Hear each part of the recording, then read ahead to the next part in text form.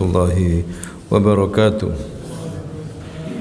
إن الحمد لله نحمده ونستعينه ونستغفره ونتوب إليه ونعوذ بالله من شرور أنفسنا وسيئات أعمالنا من يهده الله فلا مضل له ومن يضلل فلا هادي له أشهد أن لا إله إلا الله وحده لا شريك له وأشهد أن محمدا عبده ورسوله صلى الله عليه وعلى آله وأصحابه ومن تبعهم بإحسان إلى يوم الدين أما بعد إخوة الإيمان رحمكم الله أوصيكم ونفسي بتقوى الله فقد فاز المتقون. Pada malam hari ini kita akan lanjutkan kajian kita, masih membicarakan tentang hal-hal yang berkaitan dengan Ramadan sebagai tarhib Ramadan. Untuk menyambut bulan Ramadan, kita mempelajari ilmunya agar ketika sampai di bulan Ramadan betul-betul kita bisa beribadah secara maksimal sesuai dengan ajaran Rasulullah sallallahu alaihi wasallam. Mengingat kita ini sudah memasuki akhir daripada bulan Sya'ban, kemudian kita memasuki akhir pada bulan Rajab, dan terlagi kita akan masuki bulan Sya'ban, kemudian bulan Ramadan. Bulan Rajab juga termasuk salah satu bulan haram, Ashharul Hurum, bulan yang mulia. Kita disuruh banyak berzikir pada hari-hari ini sebelum bulan Rajab ini meninggalkan kita. Ya, berzikir kepada Allah, banyak beramal saleh. Sebagaimana Ibnu Rajab pernah mengatakan, dengan datangnya bulan Rajab ini dikatakan sebagai Syahruz Zar', bulan kita menanam, ya, menanam padi, menanam buah, biji buah. Kemudian datang bulan Sya'ban. Bulan Sya'ban ini Syahrus Saqi, ya, yasqi al-ma', yaitu bulan di mana kita mengairi, ya, kebun kita yang kita tanami itu. Sedangkan bulan Ramadan adalah Syahrul Hasad Zar', Syahr Hasad Zar', bulan untuk kita memanen apa yang kita tanam. Ya, jadi dimulai dari bulan Rajab persiapannya seorang mukmin untuk ibadah kepada Allah Subhanahu wa taala, menanti bulan Ramadan. Hadirin sekalian, begitu juga kita masih membicarakan beberapa hukum-hukum yang berkaitan dengan bulan Ramadan dan hal-hal amalan-amalan utama di bulan Ramadan. Kali ini kita akan membicarakan tentang mubtilatus siyam, hal-hal yang menjadi pembatal atau merusak puasa.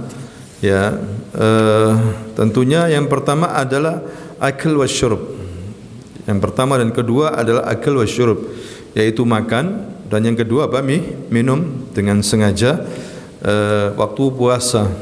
Ya, kalau makan dan minum tidak sengaja, maka disuruh meneruskan puasanya, tidak membatalkan, karena itu rezeki dari Allah Subhanahu wa taala. Tapi kalau dia makan di siang hari kemudian minum, maka ini dia dosa. Hadirin sekalian. Kemudian yang ketiga adalah jima', ya, yaitu berhubungan suami istri. Ini sepakat para ulama tidak boleh membatalkan puasa, sebagaimana Allah berfirman di dalam surah Al-Baqarah ayat 187, "Alimallahu annakum kuntum takhtanuna anfusakum fataba 'alaikum wa 'afa 'ankum fal'ana bashiruhunna wabtaghu ma kataballahu lakum wa kulu washrabu hatta yatabayyana lakumul khaytul abyadu minal khaytil aswadi minal fajr thumma atimmus siyama ilal lail." Allah mengetahui bahwasanya kamu tidak dapat menahan nafsumu, ya, karena itu Allah mengampuni kamu dan memberi maaf kepada kamu. Maka sekarang campurlah mereka dan carilah apa yang telah ditetapkan oleh Allah untukmu, dan makan minumlah di waktu malam. Silahkan melampiaskan nafsu kepada istri, ya, atau istri kepada suami. Silahkan makan minum, ishrabu, ya, kulu washrabu hingga terang bagimu benang putih dari benang hitam. Ya, benang putih dan benang apa hitam, yaitu fajar maksudnya. Sampai waktu fajar sudah tidak boleh. Tsumma atimmus siyama ila al-lail. Ya, kemudian sempurnakan puasamu sampai malam. Jadi hadirin sekalian, pendapat ulama yang rajih yang kuat mengatakan orang yang sengaja berbuka yakul wa yashrab fi nahar Ramadan, maka dia harus beristighfar, banyak bertaubat kepada Allah Subhanahu wa taala. Dia harus mengganti puasanya di hari yang lain, mengqadha, maksudnya sebanyak hitungan hari yang dia tinggalkan, namun tidak ada kafarat baginya. Ini pendapat yang kuat. Sengaja makan minum, ya banyak bertobat, banyak beristighfar, mengganti puasa di hari yang lain. Ya, walaupun bertahun-tahun dia harus berusaha untuk menghitung untuk menggantinya. Ya, kalau untuk salat, kalau sudah bertahun-tahun tidak ada ganti, disuruh bertobat saja. Misalnya dulu waktu muda enggak pernah salat, apakah sekarang ganti salat? Tidak ada keterangan itu. Disuruh bertobat aja. Tetapi kalau puasa harus mengganti, dia hitung berapa itu sebisanya. Ya, dan tidak ada kafarat. Hadirin sekalian, kecuali hubungan suami istri, ya. Hubungan melakukan jima.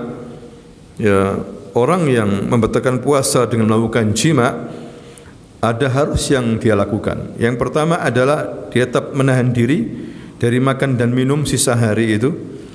Ya, tetap, ya, karena tidak diperkenankan baginya makan dan minum seperti itu. Terus menjalankan puasanya walaupun dianggap batal sudah. Ya, kemudian yang kedua adalah bertaubat kepada Allah Subhanahu wa taala, ini dosa besar.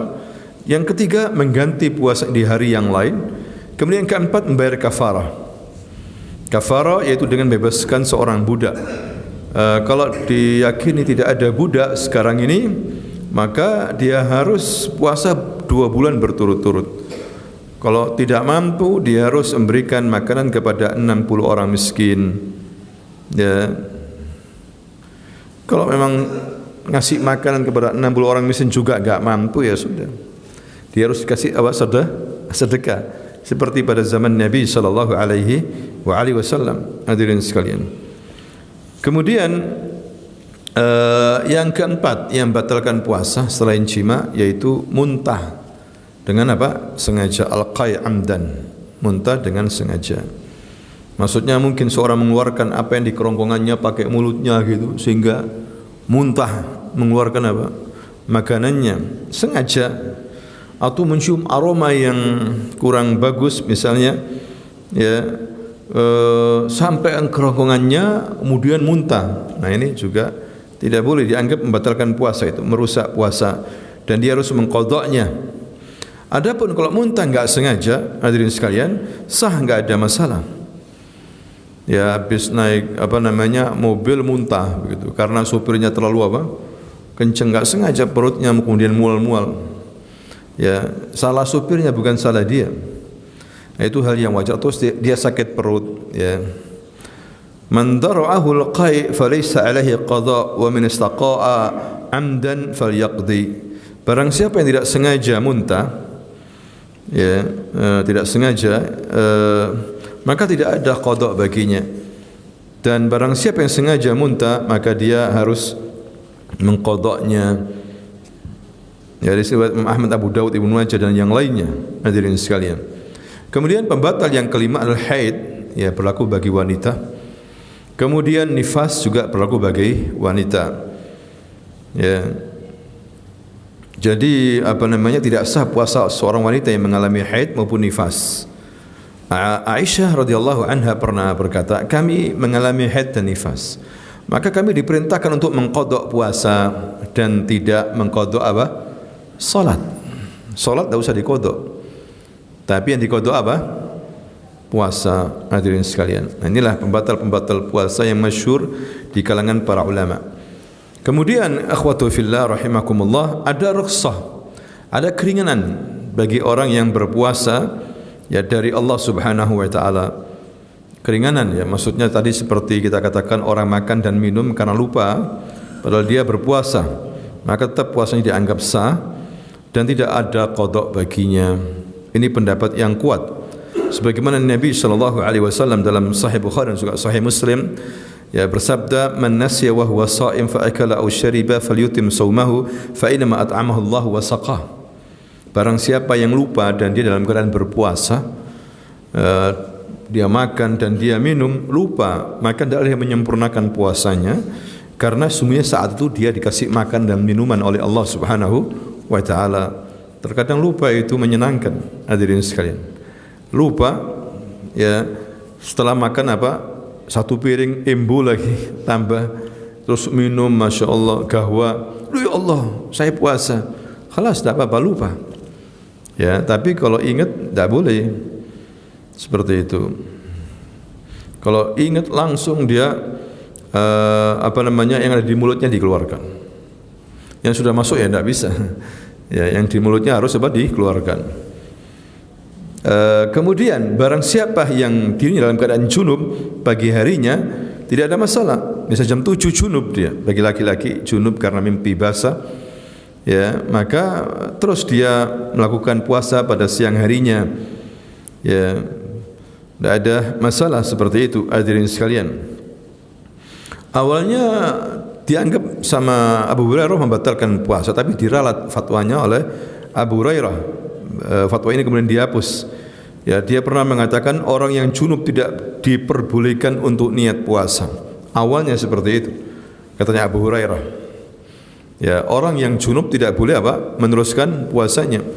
Tapi kemudian ini awal disyariatkan. Kemudian ada fatwa baru lagi dan fatwa yang lama kemudian dihapus.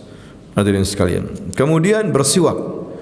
Apalagi setelah matahari condong ke barat, ya mungkin mulut kurang bagus, bersiwak atau pakai odol, ini rukhsah, tidak ada masalah, dibolehkan. Ya, bahkan setiap saat bersiwak. Tentunya siwak lebih efisien daripada odol atau sikat gigi, karena masalahnya odol sikat gigi itu membutuhkan air. Kalau terlalu berlebihan akhirnya masuk ke kerongkongan. Kalau siwak sih nggak ada masalah, pakai pohon, ya, kayu dari pohon yang wangi. Kemudian juga boleh berkumur dan istinsyak, memasukkan air ke hidung, tapi jangan berlebihan. Ya, kecuali tidak puasa. Tidak puasa boleh berlebihan dimasukkan untuk membersihkan kotoran yang ada di hidung. Tetapi kalau berpuasa jangan. Ya, wa baligh fil istinsyak, kata Nabi. Bersungguh-sungguh masukkan air ke dalam hidung, tetapi kalau puasa jangan. Ya, khawatir seperti itu. Kemudian juga hadirin sekalian, rukhsah lagi dibolehkan bagi orang yang musafir untuk tidak berpuasa. Ya, dan bahkan berbuka lebih utama, ini pendapat para ulama. Walaupun dia naik pesawat terbang, ya, dengan duduk AC, mobil yang bagus, gak ada masalah. Dia musafir, boleh dia tidak berpuasa, asalkan dia harus mengganti di hari yang lain, seperti itu. Ya, bagaimana kalau jima di safarnya, tempat safarnya? Boleh, gak ada masalah. Dia bawa istri dan dia berjima di hotel misalnya, boleh enggak? Boleh, karena dia sudah musafir, tidak ada masalah, kata para ulama. Apalagi dia meninggalkan negerinya, misalnya pergi ke Malaysia, kemudian ke Singapura yang paling dekat misalnya, dibolehkan. Karena saat itu dia sudah boleh berbuka, maka dalam hal ini kalau dia berjima bersama istrinya, maka tidak ada masalah, dibolehkan. Hadirin sekalian, walaupun di siang Ramadan. Ya, jadi kita tidak bisa seudon. Kadang orang makan bisa jadi dia musafir, kita husnudon. Ya, kita husnudon terutama di restoran-restoran besar, barangkali dia orang musafir. Kalau orang musafir boleh makan, jangankan makan, berjima pun boleh. Hadirin sekalian, kalau dia memang sudah dalam keadaan safar, di tempat safarnya, ya, bukan di tempat kampungnya, bukan, tapi sudah keluar di tempat safarnya yang memang dibolehkan untuk berbuka.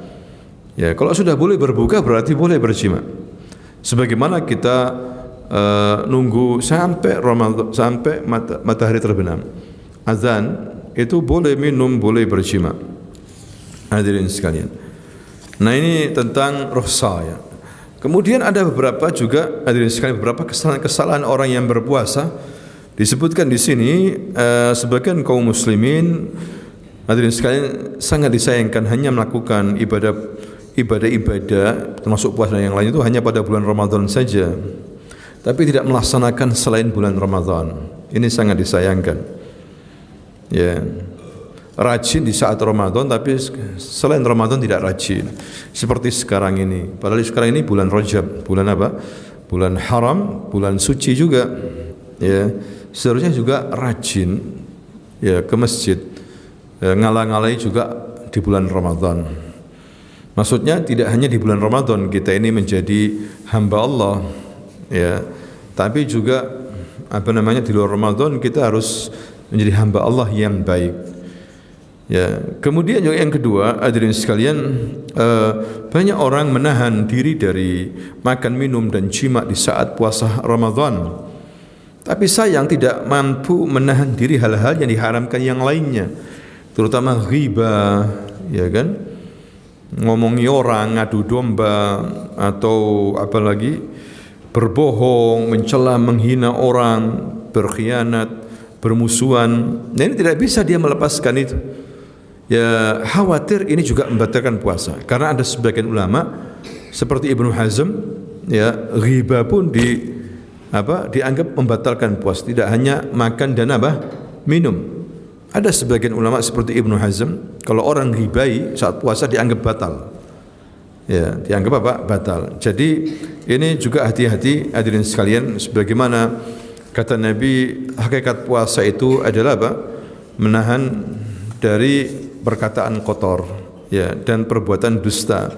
Nabi mengatakan man lam yada' qala zur wal amal bih falaysa lillahi hajatun fi ayyada' ta'amahu wa syarabahu. Ini mungkin di antara dalilnya ya, ada riwayat Bukhari, barang siapa yang tidak mampu meninggalkan qala zur, ucapan dusta, harat dusta waktu puasa, wal amal bihi, dan juga tidak bisa meninggalkan perbuatan dusta, falaysa lillahi hajatun fi ayyada ta'amahu wa syarabahu, maka Allah tidak membutuhkan lagi menahan dirinya dari makan dan minum.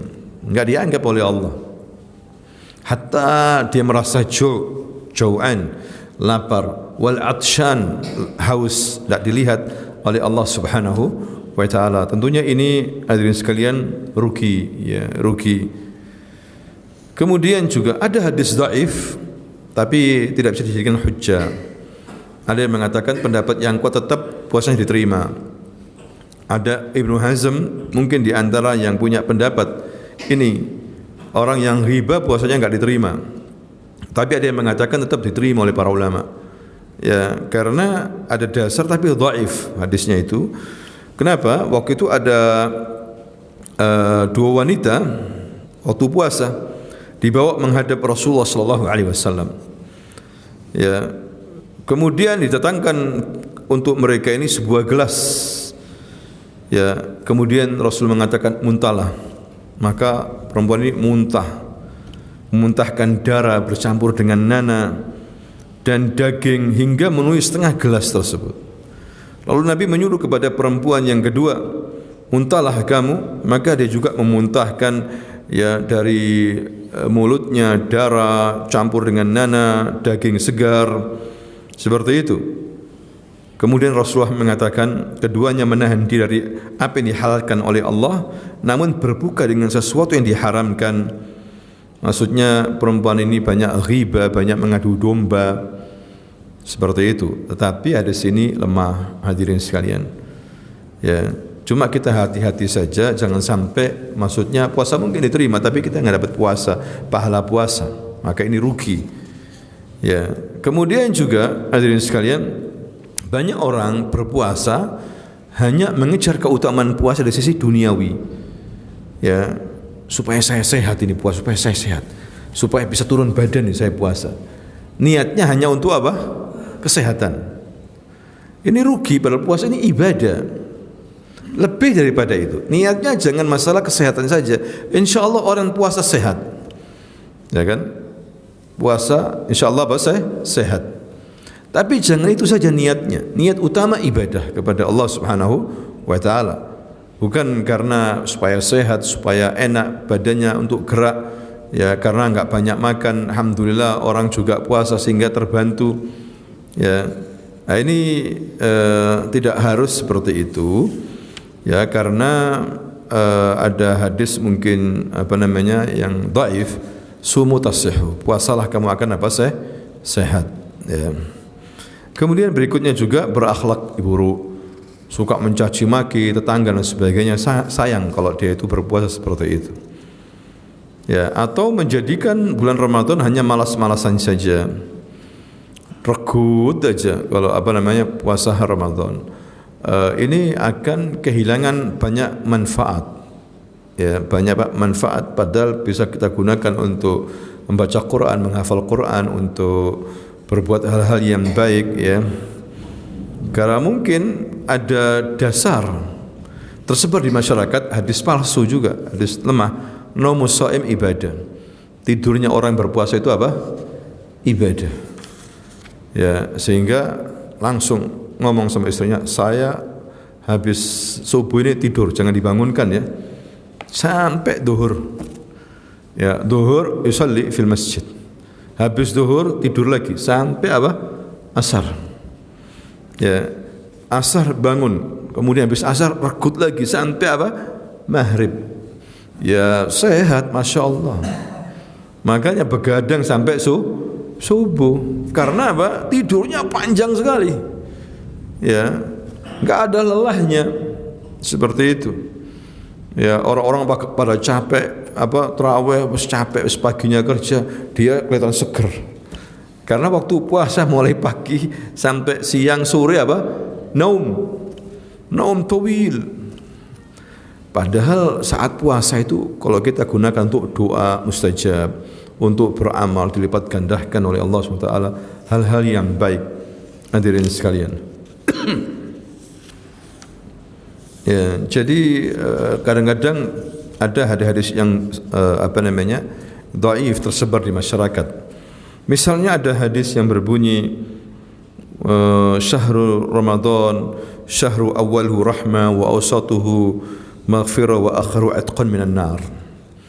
Bulan Ramadan itu bulan awalnya rahmah, pertengahannya maghfirah, dan akhirnya atqan minan nar, pembebasan dari api neraka. Ini juga hadisnya dhaif, sering dibacakan oleh para imam atau khatib. Hendaklah mereka ini memilih dan memilah. Ya, apalagi dhaifnya menyendiri, tidak ada yang bisa membantu hadis yang lain, maka ini bukan berarti bukan perkataan Rasul ini. Orang yang memaksakan ini bahaya, walaupun dia ustaz. Dia terkena ancaman dari Nabi SAW yang berbunyi, "Man kadzaba 'alayya muta'ammidan falyatabawwa maq'adahu minan nar." Ya, man kadzaba 'alayya muta'ammidan, barang siapa yang berdusta atas namaku. Ini aku enggak mengatakan kok ini. Aku enggak bersabda, dia mengatakan aku bersabda.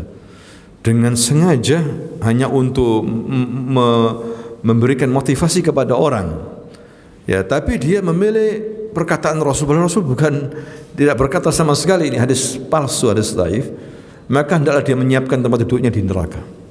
Ini ancaman serius, hadirin sekalian. Ya, banyak sekali tersebar hadis dhaif. Jadi cukup kita mengkhususkan diri dari hadis-hadis yang sahih saja. Makanya ulama ahli hadis berjuang maksimal secara tentang masalah ini. Dikumpulkan hadis palsu, hadis dhaif sampai berjilid-jilid.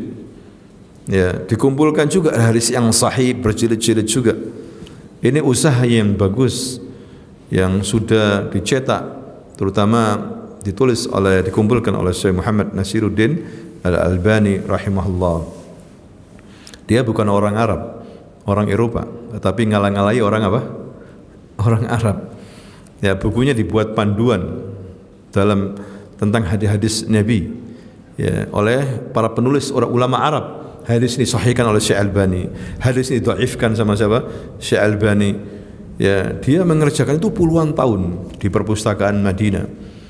Ya, hadirin sekalian, dan tidak mudah seperti itu. Puluhan tahun dia menghabiskan umurnya. Ya, tapi hasilnya sampai sekarang dinikmati orang. Seperti itu. Kemudian akhwafillah rahimahullah, bulan Ramadan disebut dengan Syahrul Quran. Bulan apa? Al-Quran. Kesempatan kita untuk mengkhususkan diri membaca Al-Quran. Ya, banyak sekali keutamaan-keutamaan membaca Al-Quran. Sebagaimana Nabi SAW bersabda dalam hadis riwayat Tirmizi, "Man qara'a harfan min kitabillah." Barang siapa yang membaca satu huruf alif, ya, satu huruf, ya, bukan satu kata. Kalau alif lam mim berarti berapa huruf? 3 huruf. Alif lam mim, alif. Falahu hasanah, bagi dia satu kebaikan. Wal hasanatu bi asyri amsalihha, dan satu kebaikan dilipatkan menjadi 10 kali lipat. Alif 1 pahala, 10 pahala. La aqulu alif harf, walakin alif harf, wa lamun harf, wa mimun harf. Aku tidak mengatakan kata Rasul alif lam mim 1 huruf, tapi alif 1 huruf, lam 1 huruf, mim 1 huruf. 1 huruf 10 kebaikan. Masya Allah. Hadirin sekalian, kalau kita ngobrol jam-jaman kalam fadhi, ya, enggak dapat apa-apa, Allah aja. Kemudian juga Nabi mengatakan iqra'ul Qur'an fa innahu ya'ti yaumul qiyamah syafi'an li ashabi. Bacalah Quran, karena Al-Quran nanti memberikan syafaat bagi pembacanya. Dalam hadis yang lain riwayat Bukhari Muslim juga, Rasulullah bersabda, al-mahir bil Quran, orang yang pandai dengan Al-Quran, maksudnya yaqra wa yahfad wa ya'mal bihi, dia membaca, menghafal, mentadaburinya, kemudian mengamalkannya. Ma'asafaratil kiramil bararah, dia bersama para malaikat-malaikat yang baik, dijaga, dinaungi oleh para malaikat. Hadirin sekalian, waladzi yaqra'ul Qur'an, dan orang yang membaca Al-Quran wa yatata'u fihi wa huwa alaihi syaq, dan bacanya itu gagap, tabbat yada abi, yani yatalassam, susah dia karena kurang terbiasa atau baru belajar. Wa huwa alaihi syaq, berat sebetulnya bagi dia, tapi dia tetap membaca. Lahu ajran, tetap dia dapat dikasih pahala 2 pahala oleh Allah Subhanahu wa taala. Ya. Makanya Allah memerintahkan hambanya untuk terbiasa membaca Al-Quran. Ya, dan ini kebiasaan orang-orang yang saleh dulu, hadirin sekalian. Apalagi membaca Al-Quran, di bulan Ramadan, Ya. Nabi SAW itu membaca Al-Quran di bulan Ramadan, di malamnya. Dan Rasul menghatamkan 1 bulan itu hatam. Ya, maksudnya di sini Nabi membaca bil hifdz, membaca dengan hafalannya, bukan membaca melihat, tidak. Nabi tidak bisa membaca. Ya, membaca melihat gini tidak bisa. Nabi ummi. Maksudnya membaca di sini Nabi membaca, maksudnya melafadzkan. Dilafadzkan oleh Jibril, Nabi kemudian melafadzkan. Jadi sama Jibril dimurojaah, diulang. Apa yang diturunkan oleh Nabi Muhammad diulang lagi oleh Jibril, terus sampai Nabi betul-betul hafal. Ya, kenapa Nabi membaca Al-Quran di malam harinya? Hadirin sekalian, karena ada banyak alasan. Yang pertama adalah awal mula Al-Quran turun memang pada bulan Ramadan. Maka Nabi sangat respect, sangat cinta untuk membaca Al-Quran di bulan Ramadan. Ya, kemudian alasan yang kedua, hadirin sekalian, diturunkan Al-Quran ini dari Lauh Mahfud ke langit dunia, namanya Baitul Izzah, itu di bulan Ramadan juga, pada malam Lailatul Qadar. Al-Quran oleh Allah diturunkan dari Lauh Mahfud ke Baitul Izzah, 30 juz langsung. Apa itu Baitul Izzah? Langit yang dekat dengan dunia, 30 juz pada malam Lailatul Qadar fi syahr Ramadan. Nah, diturunkan dari Baitul Izzah ke Rasulullah ini bertahap selama 23 tahun, bertahap. Ya, diturunkan secara berangsur-angsur. Kenapa? Ada hikmah agar mudah dihafal. Ya, turunkan beransur-ansur, kadang 5 ayat, kadang 10 ayat. Tapi ada sebagian Al-Quran turun langsung satu surah. Seperti apa? Surah As-Saff. Subhanallahi ma fis samawati wal ard wa huwal azizul hakim. Ya. Ya ayyuhalladzina amanu ma taquluna ma la taf'alun kabura maqtan 'indallahi an taqulu ma la taf'alun. Inna Allah yuhibbul ladzina yuqatiluna fi sabilihi saffan ka'annahum bunyanun marsus. Ini dibaca langsung oleh Rasul semuanya sampai selesai surah As-Saff. Ya, karena ada sebab turun ayat. Sebabnya apa waktu itu? Ada katanya Abdullah bin Salam. Abdullah bin Salam ini seorang sahabat ahli kitab, dulunya pendeta, kemudian masuk Islam dan Islamnya bagus karena dia punya latar belakang ahli kitab. Maka dia pintar dalam masalah agama, bacaannya fasih, ya, dan dia termasuk di antara sahabat yang dijamin masuk surga oleh Rasulullah Sallallahu Alaihi Wasallam. Waktu itu dia mengatakan, waktu itu kita duduk bersama para sahabat dan mengatakan, seandainya Allah menurunkan kepada kita suatu amalan yang paling baik, pasti kita amalkan. Pasti kita amalkan. Ternyata Nabi kemudian memberitahu turun ayat surah As-Saff ini. Ya. Ternyata amalan yang baik itu apa? Ternyata jihad. Jihad adalah amal yang terbaik. Sehingga sebagian sahabat mundur. Sebagian apa? Mundur karena jihad berat. Ya. Nah ini, makanya ditegur sama Allah, ya ayyuhalladzina amanu lima taquluna ma la taf'alun. Wahai orang-orang yang beriman, kenapa kamu mengatakan sesuatu tetapi kamu tidak mengerjakan? Katanya amalan yang baik, amalan yang utama akan dilakukan. Ternyata setelah turun perintah, enggak taunya amalan yang baik itu jihad. Ya, kamu apa? Tidak mau. Ya ayyuhalladzina amanu, hal adullukum ala tijaratin tunjikum min azabin alim. Apa itu? Tu'minuna billahi wa tujahiduna fi sabilillah bi amwalikum wa anfusikum. Mundur mereka. Ya tentunya enggak semua sahabat, ada sebagian sahabat, terutama orang munafikin, mundur mereka. Ya, enggak mau jihad. Nah ini dibacakan oleh Rasulullah langsung satu ayat, satu surah kamil sempurna. Begitu juga rawi sahabat ini membacakan kepada para tabi'in satu surah langsung dibaca. Katanya beginilah kami mendengar Rasul dibacakan satu surah, tidak bisa diputus-putus. Ini amanahnya sahabat dalam menyampaikan ilmu. Nabi menyampaikan satu surah sempurna, sahabat juga menyampaikan kepada yang lain satu apa?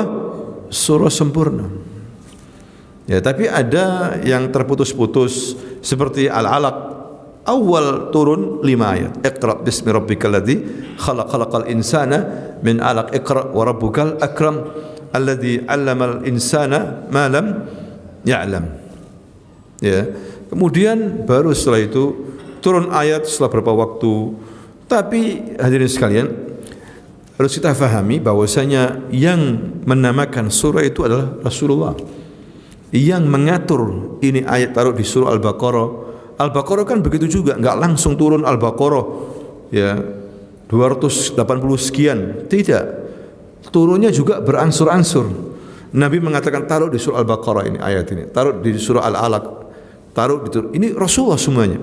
Jadi ada orang liberal mengatakan itu bukan Rasul itu. Rasul tidak sempat untuk mengatur apa surat, nomor urut. Itu setelah Rasulullah meninggal. Mereka ingin membuat ragu kaum muslimin. Padahal pendapat yang kuat dengan dasar yang sahih bahwa yang menamakan surah-surah itu siapa? Rasul. Dan yang membentuk, menyuruh nulis, menempatkan di ayat ini, surah ini, itu Rasul juga. Sampai sempurna. Ya, bukan orang Saudi, bukan percetakan Saudi, bukan.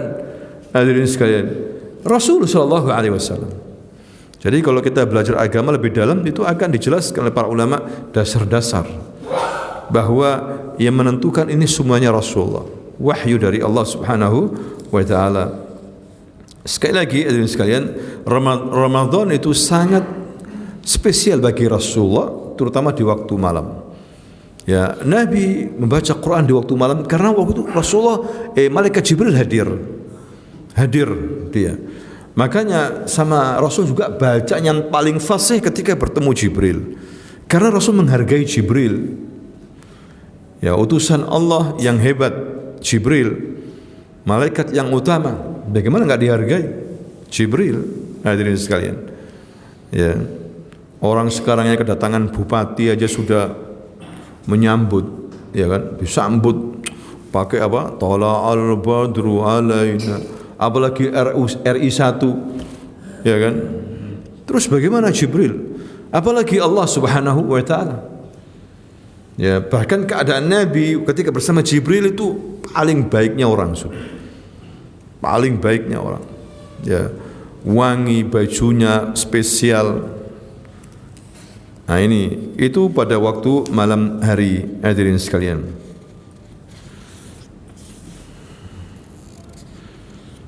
Kalau bisa memang membaca Quran ini dengan tadabbur. Ya boleh hatam, cuma jangan terlalu cepat seperti baca syair begitu, baca puisi. Ya, karena bukan untuk ini Al-Quran diturunkan. Ya, kalau bisa pakai tadabbur, seorang baca tadabbur, ya, maka itu lebih baik. Kalau dia pakai tadabbur baca aja, cuma jangan cepat-cepat. Jangan apa? Cepat-cepat. Sampai kemudian panjang pendeknya tajwidnya enggak karu-karuan.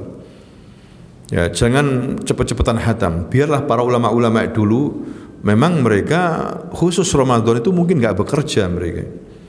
Ya, seperti Imam Syafi'i sampai 60 kali hatam. Ya, kita sekali hatam ya sudah hebat sudah. Ya sudah, tapi jangan ngaji bersama-sama. Kalau ngaji bersama-sama enggak hatam itu namanya. Paham ya? Enggak hatam. Kalau Anda ngaji giliran gitu, sudah berapa kali hatam? 5 kali. Enggak hatam. Anda hatam enggak. Karena Anda cuma baca beberapa saja. Yang lainnya baca, yang lainnya baca. Anda enggak hatam. Yang hatam majelisnya itu. Paham ya? Kemudian baca jangan keras-keras. Tidak ada contohnya dari Nabi itu, baca sendiri keras-keras itu.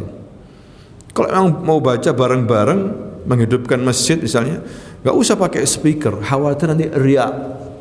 Khawatir apa? Riak dan mengganggu. Hadirin sekalian. Ya, dulu ada ditegur oleh para ulama, orang-orang di Mesir itu kalau habis tarawih di tempat orang yang kaya yang mungkin pekerjaannya enggak terlalu sibuk, ya kan? Memanggil qari atau hafid, suruh baca dengan suara yang merdu. Nanti dikasih fulus. Orang-orang menyaksikan setiap habis tarawih sebulan penuh. Nanti qari'nya membaca wadduha wallaili idza saja. Nanti yang duduk-duduk mengatakan Allah. Kan gitu ya. Ditiru oleh masyarakat kita ini. Nah, ada dasarnya begitu. Nabi tidak pernah menyuruh begitu. Allah atau apa? Akramakumullah. Ditambah-tambahi begitu. Ini awal di Mesir. Sekarang sudah ditegur oleh para ulama. Hampir enggak ada sekarang. Muncul di sini. Pokoknya ada orang baca dengan qiraah bagus, setelah selesai satu ayat Allah. Orang-orang awam asik memang. Ya, kalau kita kan enggak terbiasa, kaget loh kok. Ada gini kan gitu. Kalau dibiasakan akhirnya kalau kita diam ditegur, kamu enggak ngomong Allah kan gitu. Apakah ada dasarnya seperti itu? Tidak ada. Tidak ada dasarnya, hadirin sekalian. Ya, jadi membaca Quran itu sendiri-sendiri dengan suara yang kita dengar saja. Bukankah termasuk di antara sabda Nabi ada 7 orang yang dilindungi oleh Allah Subhanahu wa taala? Ya, di hari kiamat yang tidak ada lindungan kecuali lindungan Allah Subhanahu wa taala. Tidak ada yang melindungi siapapun. Di antaranya Rasul mengatakan apa? Wa rajulun dzakarallaha khalian. Orang ya mengingat Allah membaca Quran di saat tidak ada orang, sepi. Fafadat ainah, kemudian dia menangis. Ini bacaan Quran yang terpuji, hadirin sekalian. Ya, bukan rami-ramian begitu. Ya, di masjid-masjid. Memang syiar, cuma manfaatnya itu apa? Begitu, ya. Manfaatnya mungkin membaca juga, cuma khawatir riya. Khawatir apa? Riya. Dan orang-orang yang mendengarkan, kira-kira mendengarkan enggak itu? Enggak, yang ngobrol, tetap ngobrol. Misal di masjid ini baca Quran, sana mah jelas. Boleh enggak seperti itu sebetulnya? Padahal dia didengarkan pakai speaker. Ngobrol berarti ini menghina, melecehkan Quran. Karena di saat dibacakan Quran harus apa? Diam. Ternyata si aktivitas diampel, padahal bersautan bacaan Quran, gak ono sing dengarkan. Ya, sibuk yang jualan dengan jualannya, yang apa ngobrol dengan ngobrolnya, yang gahwa sibuk dengan ngobrolnya. Hadirin sekalian, tidak boleh seperti itu. Berarti jangan keraskan. Kalau dikeraskan mengharuskan orang yang mendengar itu harus apa? Mendengarkan. Enggak boleh ngomong. Fa idza quri'al Qur'anu fastami'u, tapi enggak diamalkan. Kalau dibacakan Quran harus apa? Dengarkan. Dan diam, wa ansitu la'allakum turhamun. Waduh, bacaan Quran ini anak, ya apa enggak bisa denger itu. Ya. Padahal kita punya banyak aktivitas kerjaan misalnya. Di masjid baca Quran. Nah ini untuk takmir masjid kalau bisa tidak usah didengarkan. Karena kalau didengarkan yang lain, orang kampung, orang sekitar pasar harus berhenti itu jualan itu. Harus berhenti. Ya, atau ada yang mengatakan, ya akhi, anda enggak dengar itu di masjid ada baca Quran. Kok ente sih ngobrol aja? Bisa jawab enggak gitu? Ya, bisa jawab enggak? Enggak bisa kan? Ya kalau gitu enggak usah dikeraskan aja. Khusus untuk apa? Di masjid aja, di dalam masjid. Enggak usah pakai apa? Speaker. Karena termasuk melecehkan, kata Allah, melecehkan Al-Quran. Kayak anda di mobil baca Quran apa, nyetel apa, murattal, ya kan? Di mobil, belakang ngobrol, samping kiri kanan ngobrol, ya matikan aja. Kecuali kalau diam semuanya, tidak apa-apa, setel lagi, dengarkan. Tapi kok ngobrol, ngomong aja, ya akhi, ana mau ngobrol ini, matikan apa? Murattalnya ini, afan marit, matikan. Soalnya kalau bacakan Quran kita harus mendengarkan. Itu perintah dari Allah Subhanahu wa taala. Perintah, ya, al-amr yadullu al-wujub. Perintah mengharuskan wajib.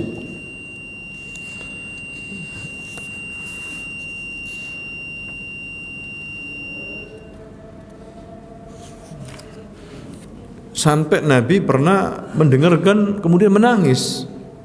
Seharusnya begitu kan? Kalau orang mendengarkan Quran, ya dibacakan Quran harus mendengarkan dengan baik, kalau bisa menangis. Ini enggak, speakernya baru, get no sekalian. Sana enggak menangis tambah ngakak sana. Sana mah jelas juga tambah ngakak. Wah, wis. Takmirnya harus paham. Matikan, jangan keras-keras. Udah kalau mau membaca Quran cuma dia apa? Sekitar masjid aja sudah, dalam masjid. Yang lainnya tidak usah. Ini banyak catatan, hadirin sekalian, diabaikan.